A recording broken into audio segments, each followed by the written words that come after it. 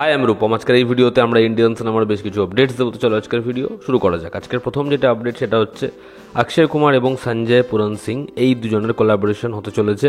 সঞ্জয় পুরন সিং যিনি এর আগে 72 হুরে, লাহোর এরকম ধরনের ছবি বানিয়েছেন।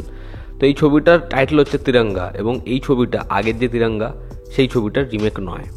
দেখার এই ছবিটা বক্স অফিসে কী করতে পারে, ছবিটা আসে কবে, এই ছবিতে অক্ষয় কুমারকে কীরকমভাবে প্রেজেন্ট করার সেটাও দেখার। আমরা যদি পরবর্তী আপডেটে আসি, সিকান্দার ছবিটার কাজ জোর কদমে হচ্ছে। এই ছবিতে ফাইনাল কাস্টের মধ্যে কাজল আগরওয়াল সে এনলিস্টেড হয়েছে, আরও একজন ছবির সাথে যুক্ত হলো শর্মান যোশী। দেখা শর্মান যোশীর ক্যারেক্টারটা হয় কেমন এবং এই ছবিটা বক্স অফিসে কী করতে পারে। এই ছবিটার রিলিজ ডেট আমরা জানি 2025-এর ঈদে। তো সলমান খানের একটা ব্যাপক কামব্যাক হবে এমনটাই আশা করা যাচ্ছে। এবার যখন সিকান্দার নিয়ে আপডেট উঠে আসলো, তো বলে রাখি 2024-এর এন্ডে সিকান্দারের শুটিং কমপ্লিট হবে, তারপরে ছবির পোস্ট প্রোডাকশনের কাজ বড় সময় ধরে হবে। ঠিক সিকান্দারের শুটিং কমপ্লিট হওয়ার পরে সলমান খান অ্যাটলির সাথে যে প্রজেক্টটা করছে, কমল হাসান রয়েছে, সেই ছবিটার কাজে যুক্ত হবে এবং 2025-এ গোটা সময়টা ধরে সেই ছবিটার কাজ হবে।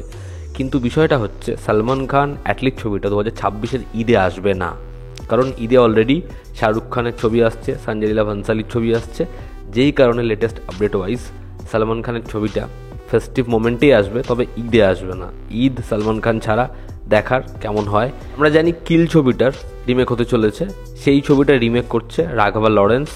খুব শীঘ্রই ছবির কাজ শুরু হবে, দেখার এই ছবিটা কেমন কি বিজনেস করতে পারে। লোকেশ কানাগরাজ রজনীকান্তের ছবি কুলি, মোস্ট অ্যান্টিসিপেটেড ছবি কুলি ছবিটার রিলিজ ডেট যেরকম এক্সপেক্ট করা হচ্ছে 2025-এর জুন মাসে আসতে পারে। দেখার এই ছবিটা বক্স অফিসে কি করতে পারে। থালাপাতি 69, থালাপাতি বিজয়ের ফাইনাল সিনেমা, তারপর একটা লম্বা সময়ের জন্য গ্যাপ। তো এই ছবির পরিচালনার ভার নিয়েছে এইচ বিনোদ। দুদিন আগে ছবিটার অ্যানাউন্সমেন্ট হয়েছে, তবে এখনও টাইটেল রিভিল করা হয়নি। ছবির মিউজিক তার ভার নিয়েছে অনিরুদ্ধ।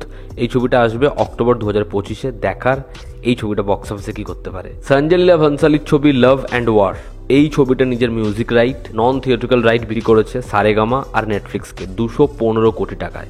ছবির বাজেট অ্যাপ্রক্সিমেটলি 200 কোটি টাকা প্লাস। তার মধ্যে ছবিটা রিলিজের আগেই 215 কোটি টাকার রিকভারি করে নিয়েছে। তা বোঝা যাচ্ছে এই ছবিটার হাইপ কোন লেভেলে থাকবে এবং ছবিটা বক্স অফিসে কি করবে। গুপ্ত মহড়া ছবির পরিচালক রাজীব রায়, সে এত বছর পর আবার সিনেমা নিয়ে ফিরছে। সে একটা থ্রিলার সিনেমা করছে যার মধ্যে অনেক নতুন মুখ আমরা দেখতে পাবো।